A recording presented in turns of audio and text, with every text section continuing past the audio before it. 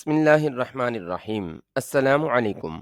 Contact کی آمد میں 2 دن رہ گئے تھے۔ میں نے ان 2 دنوں کی شامیں اشوکا اور اکبر ہوٹل میں گزاریں۔ اب میں نے اپنی پوری توجہ سروسز ہوٹل میں داخل ہونے اور وہاں اپنی واقفیت بنانے پر مرکوز کر دی تھی۔ مقررہ دن اور وقت پر ہمیں کانٹیکٹ مطلوبہ جگہ پر ملا اور اس نے اشارے سے بتایا کہ ایک اور آدمی بھی اس کے ساتھ ہے جو تھوڑے فاصلے پر کھڑا ہے۔ اپنی تسلی کے لیے میں اس دور کھڑے آدمی کے پاس سے گزرا اور سگریٹ جلانے کے لیے اس سے ماچس مانگی۔ جواباً اس نے کہا کہ ماچس تو لیجئے اور سگریٹ مجھے بھی دیجئے۔ یہ ہمارا نئے آدمی کے لیے مستقل کوڈ تھا۔ صحیح جواب ملنے پر میں نے اسے ایک سگریٹ دیا اور دوسرا خود سلگا کر ٹہلتا ٹہلتا واپس آ گیا۔ میں نے کانٹیکٹ سے اپنی ڈاک لی اور کہا کہ اس جانب چلے جہاں میرا دوسرا ساتھی کھڑا تھا۔ میں نے اپنے ساتھی کے پاس سے گزرتے ہوئے ڈاک اسے تھمائی اور بھیجنے والی ڈاک کا پیکٹ اس سے لے لیا۔ میرا ساتھی فوراً وہاں سے گھر کی طرف روانہ ہو گیا اور میں اپنی ڈاک کا پیکٹ لے کر کانٹیکٹ کے پاس آ گیا۔ کسی کی نظر میں آئے بغیر میں نے پیکٹ اس کے حوالے کیا۔ اس سے پہلے میں کانٹیکٹ کو اگلی ملاقات کے لیے نئی جگہ، دن اور وقت بتا چکا تھا۔ پیکٹ لے کر کانٹیکٹ فوراً وہاں سے چل پڑا۔ میں دہلی کے گنجان آباد علاقے میں بھی کانٹیکٹ سے مل سکتا تھا، مگر میں نے کسی کی نظر میں آئے بغیر اور کسی بھی قسم کا خطرہ مول لیے بغیر اس جگہ کا انتخاب کیا تھا تاکہ کوئی شک نہ کر سکے۔ بہرحال یہ مرحلہ بھی بخیر و عافیت طے ہو گیا تھا۔ میرا ساتھی مقررہ ٹائم پر اپنے گھر سے باہر میرا منتظر تھا۔ میں نے اس سے پیکٹ لیا اور اپنے ہوٹل آ گیا۔ اس میں کچھ ضروری ہدایات اور 30,000 روپے تھے۔ 20,000 میرے ساتھیوں کے مشنز کے لیے اور 10,000 میرے لیے تھے۔ ہمیں رقم تو خاصی مل گئی، مگر ہمیں ایک ایک پیسے کا حساب رکھنا اور دینا پڑتا ہے۔ غالباً ہفتے کی ایک شام تھی جب اشوکا ہوٹل میں ایک تفریحی پروگرام ترتیب دیا گیا تھا جس میں فلور ڈانس بھی تھا۔ اس پروگرام میں داخلہ ٹکٹ پر تھا۔ میں نے ٹکٹ لینا چاہا تو معلوم ہوا کہ صرف جوڑوں کو ہی ٹکٹ مل سکتی ہے۔ مجھے خاتون ساتھی کی تلاش تھی جو اشوکا کی لابی میں پوری ہو گئی۔ اونچی سوسائٹی میں داخل ہونے کی خواہش مند غریب گھرانوں کی لڑکیاں عموماً لابی میں بیٹھی مل جاتی تھیں اور وہ ایسے افراد کی تلاش میں رہتی تھیں جو ان کا شام کا خرچہ اٹھا سکے۔ میں نے بھی وہاں سے ایک لڑکی کو دعوت دی، وہ فوراً مان گئی۔ میں نے ٹکٹ لیے اور ہوٹل میں داخل ہو گئے اور ایک ٹیبل پر قبضہ جما لیا۔ آہستہ آہستہ مختلف جوڑے ہال میں داخل ہو رہے تھے۔ کچھ دیر بعد فلور ڈانس شروع ہو گیا۔ اکبر ہوٹل میں 2-3 بار دیکھا ہوا ایک جوڑا بھی وہاں موجود تھا، شوہر بوڑھا اور بیوی جوان، اور وہ مے نوشی میں مصروف تھے۔ میں نے اپنے ساتھی لڑکی کو ڈانس کی دعوت دی، وہ فوراً کھڑی ہو گئی۔ ہم دونوں فلور پر آ گئے۔ اسکور ڈانس کے لیے شروع ہوئی آرکسٹرا کی دھن تیز ہوتی گئی اور بالآخر اس دور کے راک اینڈ رول پر ختم ہوئی۔ بوڑھے شوہر پر میں فل اثر کر چکی تھی۔ وہ اپنی ساتھی کے ہمراہ فلور پر آ گیا۔ راک اینڈ رول پر ناچتے ہوئے وہ جلد ہی ہانپنے لگا۔ میں ایسے موقع کی ہی تلاش میں تھا۔ مغربی اصول کے مطابق میں نے اس بوڑھے کی پیٹھ میں انگلیاں بجائیں۔ وہ اس عورت سے الگ ہو گیا اور وہ میرے ساتھ ناچنے لگی۔ ناچ میں وقفہ ہوا تو میں اس عورت کو اس کے ٹیبل پر چھوڑنے گیا، اپنا تعارف کروایا اور دونوں کا شکریہ ادا کیا۔ اس عورت نے مجھے اپنے ٹیبل پر بیٹھنے کی دعوت دی اور میں ان کے ساتھ بیٹھ گیا۔ دوران گفتگو معلوم ہوا کہ موصوف ایک ٹھیکیدار ہیں اور خاتون ان کی بیگم ہے۔ آرکسٹرا کی تیز دھن نے حال میں ادھم مچا رکھا تھا۔ مجھے محسوس ہوا کہ ٹھیکیدار نے مجھے اپنی بیگم کے ساتھ تعارف اور فری ہونے اور ڈانس کرنے کو پسند نہیں کیا۔ میں ان سے اجازت لے کر اٹھنے ہی والا تھا کہ ڈانس پھر شروع ہو گیا۔ مجھے خوب یاد ہے کہ آرکسٹرا نے میری پسندیدہ دھن کم سپتمبر بجانی شروع کی۔ یہ اس دور کی بات ہے جب آتش جواں تھا۔ میرے پاؤں بے اختیار فرش پر بجنے شروع ہو گئے۔ ٹھیکیدار کی بیوی جواں اور خاصی پرکشش تھی۔ اس نے مخمور آنکھوں سے مجھے اشارہ کیا۔ میں کرسی سے اٹھا اور ساتھ ہی وہ بھی اٹھ گئی۔ ہم فلور پر آ کر ناچنے لگ گئے۔ इस धुन पर स्लो नाच किया जाता था और नाचने वालों के जिस्म एक दूसरे के बहुत करीब आ जाया करते हैं। कुछ माहौल का असर, कुछ मय का और कुछ जवानी का जोश। चंद स्टेप लेने के बाद ही उस औरत ने अपना सर मेरे सीने से लगा दिया। मैंने सरगोशी में उससे उसका नाम पूछा तो उसने आशा बताया। मैंने उससे कहा कि लगता है तुम्हारे शौहर ने तुम्हारा मेरे साथ नाचना पसंद नहीं किया। वो सिवाय नापसंद करने के और कर भी क्या सकता है? उसने बड़े ज़ुमानयन अल्फाज में जवाब दिया। मैंने उससे कहा कि मैंने अकबर होटल में 2-3 बार तुम्हें देखा था और तुम्हारे हुस्न से मुतासिर हुए बगैर न रह सका। आज अशोका में भी तुम्हें दाखिल होते देखा तो रह न सका और लॉबी से एक लड़की हायर की, उसके हमरा अंदर आया क्योंकि सिर्फ जोड़ों को अंदर आने की इजाज़त है। उसने कहा कि मैं तो समझी थी कि वो तुम्हारी बीवी है। वो हंस पड़ी और मखमूर लहजे में बोली, तुम मर्द बड़े शैतान होते हो। मेरे पूछने पर उसने बताया कि ठेकेदार की पहली बीवी फौत हो चुकी है और उस बीवी से औलाद इससे उम्र में बड़ी है। मैंने उससे कहा कि शायद तुम बुरा समझो, लेकिन मैं तुम्हारे हुस्न से बहुत मुतासिर हूँ। मैं मुंबई से आया हुआ हूँ और लोधी होटल में क़याम पजीर हूँ। कारोबार के सिलसिले में दिल्ली में चंद माह रहना है। गैर शादीशुदा हूँ और शायद इसलिए कि पसंद की कोई औरत मिली ही नहीं, बिल्कुल तन्हा हूँ। मैं चाहता था कि कम टाइम में ज़्यादा बातें करके उसे अपनी जानिब राग़िब कर लूँ, क्योंकि हो सकता है बाद में ऐसा मौका न मिले। वो मखमूर लहजे में बोली, तुम पहले तन्हा थे, आज के बाद तुम तन्हा नहीं हो। उसने लोधी होटल में मेरा कमरा नंबर पूछा और दोबारा याद दहानी के नाम भी पूछा और नाचते हुए फिर मेरे सीने पर अपना सर टिका दिया। जिन कारीन ने ऊंची सोसाइटी को न देखा हो, उन्होंने पढ़ा तो ज़रूर होगा कि अंग्रेज़ जाते हुए अपनी लानती ज़िंदगी की रिवायात यहाँ छोड़ गए थे और इन ऊंची सोसाइटी के लोगों ने मगरबी रिवायात को अपनाकर मगरिब को भी पीछे छोड़ दिया। यहाँ तक कि मगरबी मुआशरे में भी इन बे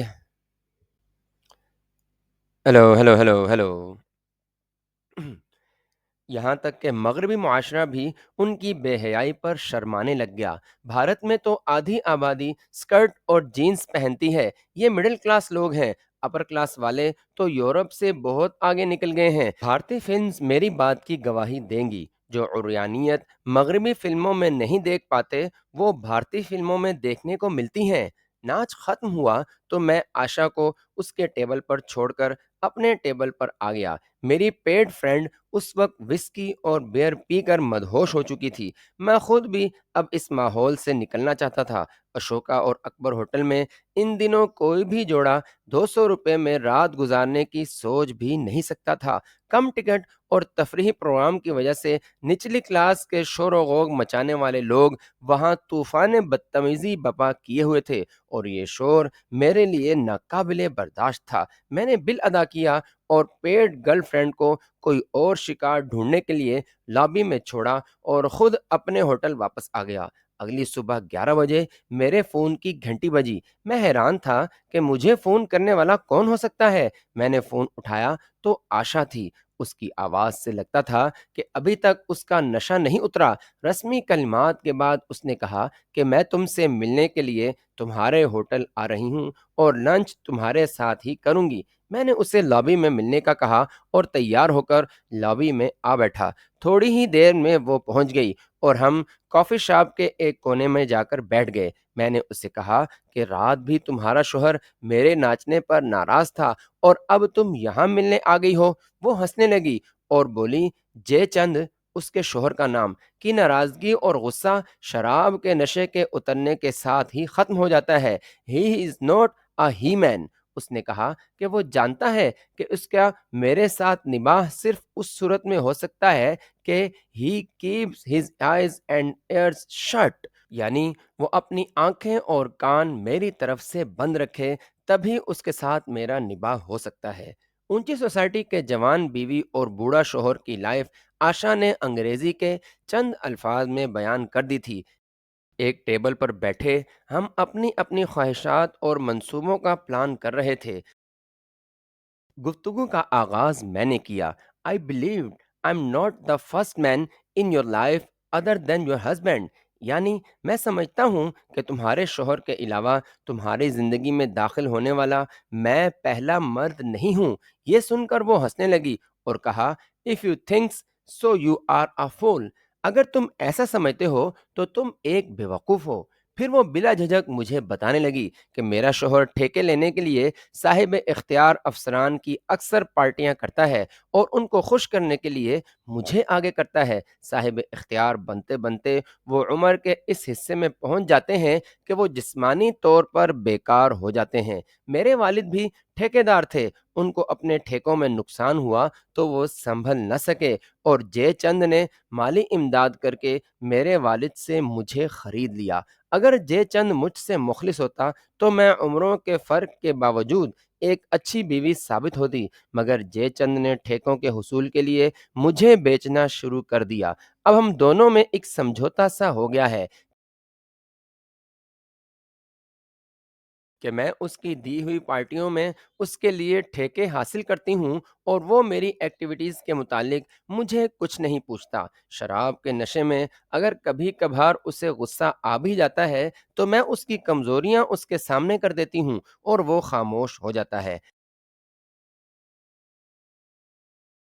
کافی دیر باتیں کرنے کے بعد جب میں نے اسے لنچ کے لیے چلنے کا کہا تو وہ بولی کہ یہاں سنیکس کھا کر پیٹ بھر گیا ہے۔ وہ بار بار کہہ رہی تھی کہ اپنے کمرے میں لے چلو، مگر میں بار بار اس کا دھیان کسی اور طرف کر دیتا تھا۔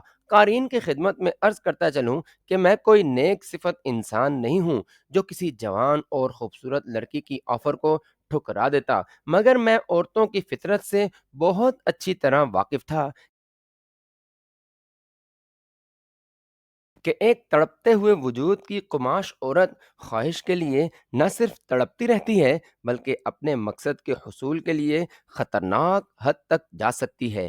ایک بار خواہش پوری ہو جائے تو وہ خود کو فاتح سمجھنے لگ جاتی ہے اور پھر ان مردوں کے خلاف نیو ایویڈنس کی تلاش شروع کر دیتی ہے۔ آشا نے اپنی زندگی کے جو پہلو مجھے بتائے تھے وہ آگے چل کر میرے بہت کام آ سکتی تھی۔ بالآخر میں نے اسے کہا کہ میں ریسیپشن پر جا کر بتا دوں کہ نہ کوئی مجھے ملنے آئے اور نہ ہی کوئی مجھے فون کال کر کے ڈسٹرب کرے۔ ریسیپشن پر جا کر میں نے 50 روپے اسے دیے اور کہا کہ ٹھیک 15 منٹ بعد مجھے کال کر کے اور میری آواز سنتے ہی کال بند کر دے۔ یہ انتظام کر کے میں آشا کے پاس آیا اور اسے لے کر اپنے کمرے میں آ گیا۔ کمرے میں داخل ہوتے ہی آشا میرے بیڈ پر بے تکلفی سے نیم دراز ہو گئی۔ اس کی آنکھیں اور ادائیں کھلی دعوت گناہ دے رہی تھیں۔ میں نے فوری حملے سے بچنے کے لیے اسے کہا کہ کیوں نہ ہم اس موقع کو پر لطف بنائیں۔ میں نے ریسیپشن پر کال کی اور کہا کہ ایک بوتل سکاچ وسکی اور برف کمرے میں بھیجے۔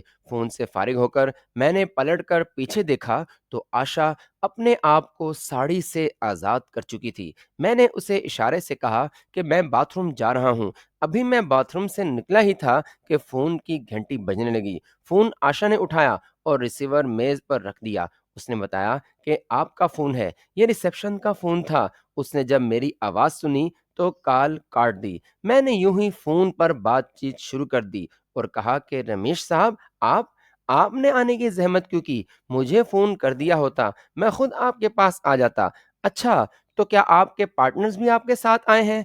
آپ برائے مہربانی لابی میں بیٹھیں، میں حاضر ہوتا ہوں۔ یہ کہہ کر میں نے فون بند کر دیا۔ آشا نیم باز آنکھوں سے مجھے دیکھ رہی تھی۔ میں نے اسے کہا کہ غضب ہو گیا۔ دہلی میں میرے چائے کے پنجاب اور ہریانہ کے ایجنٹ اپنے پارٹنرز کے ساتھ آئے ہیں۔ میں نے ریسیپشن کو کوسا کہ تم نے میری اجازت کے بغیر ان کو کیوں بتایا کہ میں روم میں ہوں، حالانکہ تمہیں منع بھی کیا ہوا تھا۔ اب مجھے ان سے ملنا اور ان کے دفتر بھی جانا پڑے گا۔ آشا کچھ مایوس سی ہو گئی۔ میں نے کہا کہ آج تو رنگ جمنے سے پہلے ہی بھنگ پڑ گئی، لیکن آئندہ آنے والے دنوں میں اس موقع کی تلافی کروں گا۔ آشا نے ساڑی پہنی، میک اپ درست کیا۔ میں نے اسے کہا کہ اگر تمہارا فون نمبر مل جاتا تو میں ان سے فارغ ہو کر تمہیں آئندہ کے پروگرام کے بارے میں آگاہ کر دیتا۔ آشا نے میز پر پڑے پیڈ پر اپنا فون نمبر لکھ دیا اور اچانک مجھ سے لپٹ کر کہنے لگی، Vinod, I promise I will win you. اس نے دوبارہ اپنا میک اپ درست کیا اور ہم دونوں کمرے سے نکل کر لفٹ کے ذریعے نیچے ہال میں آ گئے۔ میں اسے چھوڑنے کے لیے باہر تک آیا۔ باہر وہ ایک غیر ملکی کنورٹیبل گاڑی میں بیٹھی اور تیز رفتاری سے ڈرائیونگ کرتے ہوئے چلی گئی۔ میں واپس کمرے میں آیا۔ آشا کی آمد نے مجھے اب نارمل کر دیا تھا۔ میں بستر پر دراز ہو گیا۔ آشا نے میرا پسندیدہ پرفیوم چینل 17 لگایا ہوا تھا اور اس کی خوشبو سے بستر مہک رہا تھا۔ میرا جسم ٹوٹنے لگا اور میں خود کو سنبھالتے سنبھالتے سو گیا۔ آشا سے نہ صرف میں میل رکھنا بلکہ بڑھانا چاہتا تھا۔ اس قسم کی بے تکلف عورتوں کے تعلقات ہر سوسائٹی کے، ہر طبقے کے، ہر پوسٹ کے لوگوں کے ساتھ ہوتے ہیں۔ اس وجہ سے میں آشا کے ذریعے بہت سے لوگوں سے مل سکتا تھا۔ اسے ایک قیمتی مہرہ سمجھ کر اسے سنبھال کر استعمال کرنا چاہتا تھا۔ وہ شام میں نے اپنے ہوٹل، اپنے کمرے میں ہی گزاری، صرف اپنے کپڑے لینے کے لیے کناٹ پیلس گیا تھا۔ اب میں پوری طرح اونچی سوسائٹی میں داخل ہونے کے لیے تیار تھا، جس میں سینئرز، سول اور فوجی افسران کی بہتات تھی۔ اسی طرح میرے ساتھی بھی بیکار نہیں بیٹھے تھے۔ انہوں نے آرمی کے جس ہیڈ کوارٹر کے افسران اور کلرکوں کے گھروں اور دفتر میں ان کی پوزیشن کا پتہ لگایا تھا، ان کے گھریلو حالات اور ان کے گھروں کے افراد، خصوصاً ان کے بچوں اور جوان بیٹیوں اور غیر شادی شدہ بہنوں کے متعلق بھی معلومات حاصل کر لی تھیں۔ یہ تمام معلومات انہوں نے مجھے دیں اور میں نے ان کو اپنی ڈائری میں کوڈ ورڈ میں نوٹ کر لیا۔ یہ تمام معلومات ہمارے لیے بہت کارآمد ثابت ہو سکتی تھی۔ پیسے تو ہمارے پاس خاصے تھے۔ میں نے لودھی ہوٹل میں ایک امریکی جوڑا دیکھا جن سے بات چیت پر معلوم ہوا کہ وہ کھٹمنڈو جا رہے ہیں۔ میں نے ایک بات نوٹ کی کہ وہ جوڑا ہر رات ہوٹل کے باغ کے ایک کونے میں بیٹھتا۔ ایک رات میں پیچھے سے ان کے قریب پہنچا تو مجھے چرس کی بو آئی۔ مجھے فوراً ایک بات ذہن میں آئی اور میں اچانک ان کے سامنے آ گیا اور کہا کہ تم لوگ یوں کھلے عام چرس پی رہے ہو، یہاں حشیش پینا ممنوع ہے۔ اگر تم کو پکڑوا دوں تو کئی سال کی جیل ہو سکتی ہے۔ وہ ڈر گئے۔ میں نے انہیں کہا کہ میں ان کو پکڑوانا نہیں چاہتا۔ میری نظر ان کے رول فلیکس کیمرے پر تھی۔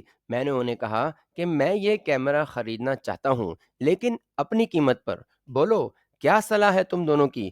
وہ اتنے خوفزدہ تھے کہ فوراً مان گئے۔ میں انہیں اسی وقت لے کر ریسیپشن پر آیا۔ وہ عورت کمرے سے اپنا کیمرہ لے آئی اور میں نے 600 روپے کے عوض ان سے کیمرہ خرید لیا اور فرنٹ آفس مینیجر اور کیشیئر کے رسید پر دستخط لے لیے تاکہ بعد میں وہ شور نہ مچا سکیں۔ وہ تو کچھ ایسے ڈرے کہ دوسرے دن ہی ہوٹل سے چیک آؤٹ ہو گئے۔ میں نے کیمرہ اپنے نمبر 2 یعنی ٹرانسمیٹر آپریٹر کو دیا اور کہا کہ آرمی ہیڈ کوارٹرز کے سول ملازمین جن کا وہ تعاقب کر چکے ہیں، ان کی اور ان کے گھر والوں کی تصویریں بنا لیں اور گھر والوں کے نام بھی معلوم کریں۔ تصویروں کے پیچھے ان کے نام انگلش میں بھی لکھ دیں اور ان کے متعلق جو معلومات ملیں وہ مجھے بتا دیں۔ علاوہ ازیں ہیڈ کوارٹر کی صفائی کرنے والوں کا پیچھا کریں اور ان کے گھر والوں کی تصویریں بھی حاصل کریں اور پوری معلومات بھی۔ بھارت میں شودر یعنی ہربھجن صفائی کے کام کو برسوں سے کرتے آ رہے ہیں۔ آزادی کے بعد ان کا خیال تھا کہ شاید حالات بدل جائیں گے اور ان کو بھی پورے حقوق دیے جائیں گے، مگر آزادی کے بعد مزید الٹ ہوا۔ انگریزوں کے دور میں پھر بھی ان پر اتنے ظلم و ستم نہ ہوتے تھے، مگر آزادی کے بعد ان پر ظلم و ستم میں مزید اضافہ ہو گیا۔ شودر کو ہربھجن کا نام تو دے دیا گیا، لیکن ہر گاؤں میں، گاؤں سے باہر انہیں رہنے کی جگہ دی گئی اور ان کو اپنی ہر بستی پر سرخ جھنڈا لہرانے کا حکم دیا گیا۔ ان کے کنویں اور مندر تک الگ ہیں۔ کوئی بھی شودر اونچی ذات کے ہندوؤں کے کنووں سے نہ پانی لے سکتا ہے اور نہ ہی ان کے مندروں میں جا سکتا ہے۔ اس صورتحال کو ہربھجن زیادہ عرصہ برداشت نہ کر سکے اور ہربھجن مرد ڈاکوؤں اور پھولن دیوی جیسی سینکڑوں ڈاکوؤں کی ٹولیاں بنی جنہوں نے اونچی ذات کے ہندوؤں سے اپنی ذلت کا خوب بدلہ لیا۔ ہندو اب ہربھجنوں پر بہت کم اعتبار کرتے ہیں۔ صفائی کرنے والے ہربھجنوں کے علاوہ عیسائی ہیں۔ بھارت میں بھی آرمی اور دیگر ہندوؤں کے گھروں میں صفائی کرنے کے لیے عیسائی رکھے جاتے ہیں اور میرے پلان کے مطابق مجھے ان صفائی کرنے والوں سے بہت کام لینے تھے، اس لیے میں ان کے متعلقہ تمام معلومات حاصل کرنا چاہتا تھا۔ میں نے اپنے چاروں ساتھیوں کو اس کام پر لگا دیا۔ اس دوران مجھے آشا کے 3-4 فون آئے اور میں نے اسے فون پر اپنی تڑپ اور محبت کا ایسا یقین دلایا کہ اس کی آتش شوق اور بھڑک اٹھی۔ میں نے اسے کہا کہ میری چائے کی بہت بڑی کھیپ ممبئی پہنچ چکی ہے اور یہاں نمی والے موسم کی وجہ سے چائے زیادہ دیر سٹور نہیں کی جا سکتی۔ میں اسے اس علاقے میں بیچنے کی کوشش کر رہا ہوں، اس لیے اس سے نہیں مل سکا اور مزید چند روز مصروف رہوں گا۔ فارغ ہوتے ہی تم سے ملنے پہنچ جاؤں گا۔ ایک روز میں دوپہر سے ذرا پہلے سروسز کلب چلا گیا۔ ریسیپشن بورڈ پر وہاں رہائش پذیر آفیسرز کے نام لکھے ہوئے تھے۔ میں نے جلدی جلدی 2 نام اور ان کے رینک نوٹ کر لیے اور کلب سیکرٹری کے کمرے میں چلا گیا اور لکھے ہوئے ناموں میں سے ایک کرنل کا پوچھا۔ اس نے کہا کہ اس وقت تو وہ ڈیوٹی پر گئے ہوئے ہیں، شام 7 بجے کے بعد مل سکیں گے۔ میں نے اس کا شکریہ ادا کیا اور کہا کہ میں نے کرنل صاحب کو پہلے کبھی نہیں دیکھا اور ایک دوست کے ریفرنس سے ملنا چاہتا ہوں۔ سیکرٹری نے کہا کہ شام کو میں بھی یہیں ہوں گا، آپ کو لے چلوں گا۔ اسی شام میں نہایت اچھے انداز میں ڈریس اپ ہو کر سروسز کلب چلا گیا۔ سیکرٹری اپنے دفتر میں موجود نہیں تھا۔ میں کلب کے لان میں ٹہلنے لگ گیا۔ کلب میں ممبروں کی آمد شروع ہو چکی تھی۔ ٹہلنے کے دوران میں ان پر بھی نظر رکھ رہا تھا۔ سول ڈریس اور یونیفارم میں کچھ آفیسرز الگ الگ گروپ بنائے کھڑے تھے، جبکہ ان کے کچھ فاصلے پر ادھیڑ عمر ٹاپ براس کا اپنا الگ گروپ تھا۔ میں نے دیکھا کہ ان سے بالکل الگ ایک بڑی مونچھوں والا آدمی لان کے ایک کونے میں بیٹھا تھا۔ سامنے میز پر ایک غیر ملکی وسکی اور دوسری طرف ایک خالی کرسی پڑی ہوئی تھی۔ محض تجسس کی بنا پر میں ٹہلتا ہوا اس کی طرف گیا۔ وہ شراب کی ہلکی ہلکی چسکیاں لے رہا تھا۔ اس کے ذرا پیچھے کچھ فاصلے پر ایک جوان مؤدب کھڑا تھا جو شاید اس کا بٹ مین تھا۔ میں اس سے کچھ فاصلے پر کھڑا ہو گیا اور ادھر ادھر اجنبی بن کر دیکھنے لگا اور کبھی کبھی اس کی طرف بھی دیکھ لیتا اور کبھی اپنی گھڑی پر دیکھنے لگتا اور ایسے ظاہر کر رہا تھا جیسے کسی کا انتظار کر رہا ہوں۔ معزز سامعین، ویڈیو کو لائک ضرور کریں اور ایسے ہی سنسنی خیز کہانیوں اور ناولز کے لیے چینل کو سبسکرائب کر کے بیل آئیکن ضرور دبائیں۔ جزاک اللہ۔